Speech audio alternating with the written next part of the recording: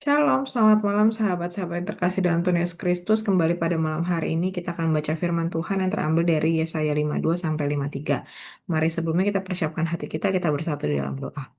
Bapak, terima kasih Tuhan atas kasih dan penyertaan-Mu. Pada malam hari ini kembali kami bertemu dalam Ready Bible Time. Kiranya Tuhan Kau yang berkati hati dan pikiran kami, khususnya Tania juga Tuhan akan membacakan firman-Mu.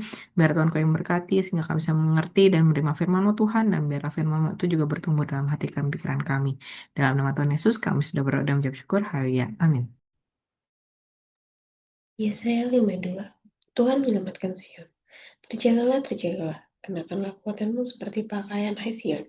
Kenakanlah pakaian kehormatanmu, hai Yerusalem, kota yang kudus. Sebab tidak seorang pun yang tak bersunat atau yang najis akan masuk lagi ke dalammu. Kebaskanlah debu daripadamu, bangunlah. Hai Yerusalem yang tertawan, tanggalkanlah ikatan-ikatan dari lehermu. Hai putri Sion yang tertawan. Sebab beginilah firman Tuhan, kamu dijual tanpa pembayaran, maka kamu akan ditebus tanpa pembayaran juga. Sebab beginilah firman Tuhan Allah. Dahulu umatku berangkat ke Mesir untuk tinggal di situ sebagai orang asing. Lalu Asyur memeras dia tanpa alasan. Tapi sekarang, apakah lagi urusanku di sini? Demikianlah firman Tuhan. Umatku sudah dirampas begitu saja. Mereka yang berkuasa atas dia memegahkan diri. Demikianlah firman Tuhan, dan namaku terus dihujat sepanjang hari. Sebab itu umatku akan mengenal namaku, dan pada waktu itu mereka akan mengerti bahwa akulah dia yang berbicara, Yahweh. Betapa indahnya kelihatan dari puncak bukit-bukit kedatangan pembawa berita, yang mengabarkan berita damai dan memberitakan kabar baik, yang mengabarkan berita selamat dan berkata kepada Sion, Allahmu itu Raja. Dengarlah suara orang-orang yang mengenal engkau. Mereka bersama-sama bersorak-sorai. Sebab dengan mata kepala sendiri mereka melihat bagaimana Tuhan kembali ke Sion. Bergembiralah, bersorak-sorailah bersama-sama. Hai runtuhan Yerusalem. Sebab Tuhan telah menghibur umatnya, telah menembus Yerusalem. Tuhan telah menunjukkan tangannya yang kudus di depan mata semua bangsa. Maka segala ujung bumi melihat keselamatan dari Allah kita. Menjauhlah, menjauhlah, keluarlah dari sana. Janganlah engkau kena kepada yang najis. Keluarlah dari tengah-tengahnya, sucikanlah dirimu. Hai orang yang mengangkat perkakas rumah Tuhan. Sungguh kamu tidak akan buru-buru keluar dan tidak akan berlari berjalanan. Sebab Tuhan akan berjalan di depanmu dan Allah Israel akan menjadi penutup barisanmu. Hamba Tuhan yang menderita. Sesungguhnya hambaku akan berhasil. Ia akan tinggikan, disanjung, dan dimuliakan. Seperti banyak orang akan tertegun melihat dia. Begitu buruk rupanya. Bukan seperti manusia lagi, dan tampaknya bukan seperti anak manusia lagi.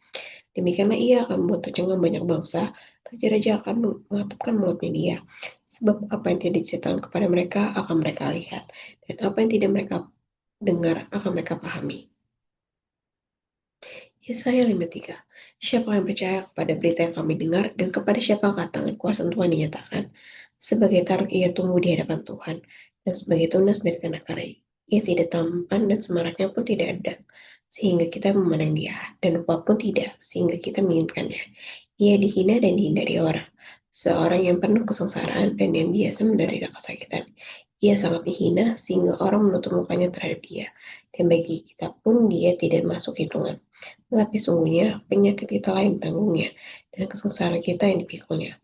Padahal kita mengira dia kena tulah, dipikul dan tindas kalah. Tapi dia ditertikam oleh karena pemberontakan kita. Dia diremukkan oleh karena kejahatan kita. Ganjaran mendatangkan keselamatan bagi kita ditimpakan kepadanya. Dan oleh beli-belinya kita menjadi sembuh. Kita sekalian sesat seperti domba. Masing-masing kita mengambil jalannya sendiri. Tetapi Tuhan telah menimpakan kepadanya kejahatan kita sekalian. Dia dianiaya, tetapi dia membiarkan diri ditindas, dan tidak membuka mulutnya seperti anak domba yang dibawa ke pembantaian, seperti induk domba yang keluh di depan orang-orang yang menggunting bulunya. Ia tidak membuka mulutnya. Sudah penahanan penghukuman ia terambil, dan tentang nasibnya siapa akan memikirkannya? Sungguh ia terputus dari negeri orang-orang hidup, dan karena pemberontakan umatku ia kena tulah. Orang menempatkan pengguna di antara orang-orang fasik, dan dalam haknya ia ada di antara penjahat-jahat. Sekalipun ia tidak berbuat kekerasan dan tipu tidak ada dalam mulutnya, tapi Tuhan berkehendak menemukan dia dengan kesakitan.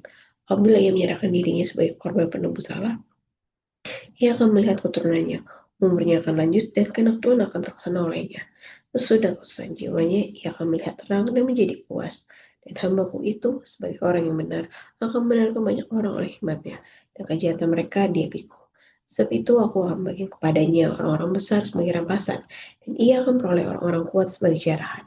Yaitu sebagai ganti, kan ia telah menyerahkan nyawanya ke dalam maut, Karena ia terhitung di antara pemberontak-pemberontak, sekalipun ia menanggung dosa banyak orang, dan berdoa untuk memberontak-pemberontak.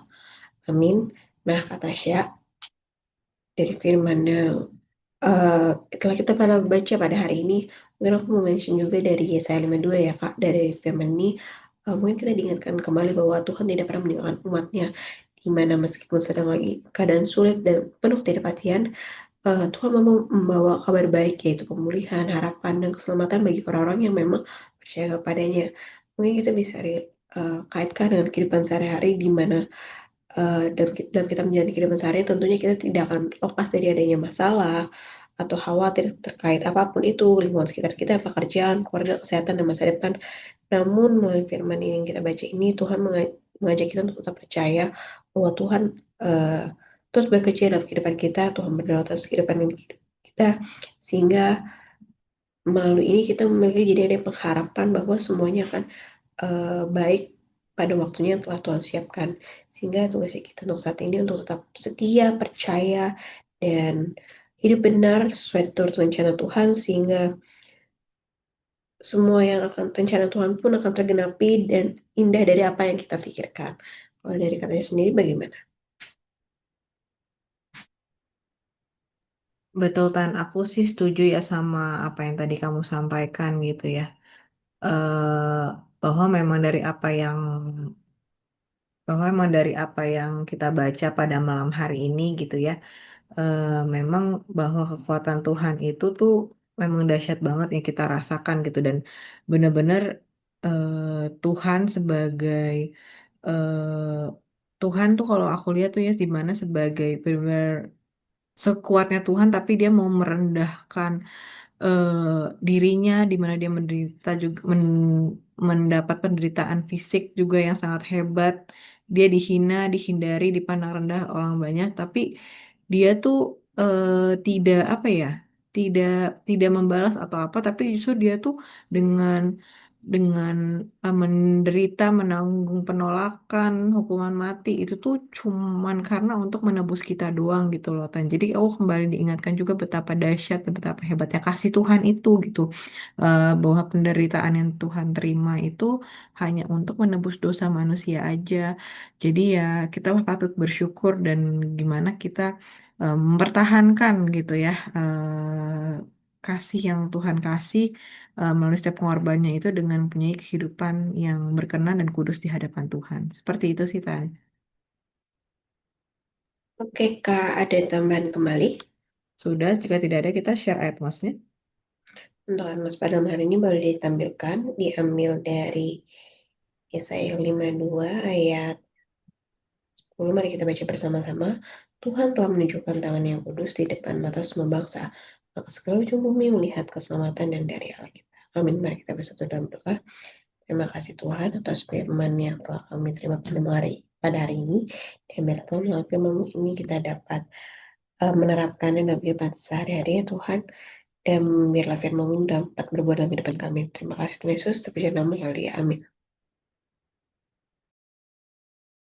Amin, demikianlah pembacaan RBT kita pada malam hari ini. Bagi sahabat-sahabat yang rindu untuk bergabung dalam Reading Bible Time, dapat menghubungi kami di nomor di Instagram dwelling.youth atau GBI Dwelling. Sampai bertemu kembali di RBT esok hari, hari Jumat tanggal 19 Juni jam 8 atau 9 WITA. Tuhan Yesus memberkati dan selamat malam semuanya.